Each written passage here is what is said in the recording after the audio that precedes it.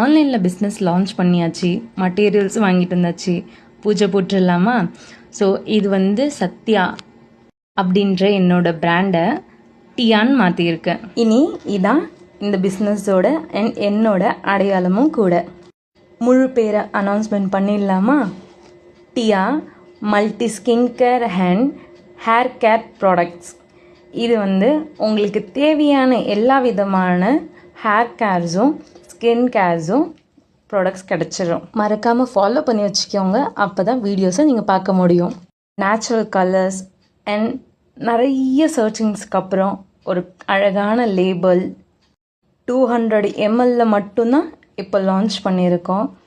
இன் ஃப்யூச்சரில் 500 ml இன்னும் மேலே மேலே லான்ச் பண்ணலான்னு ஒரு ஐடியாலையும் இருக்கும்.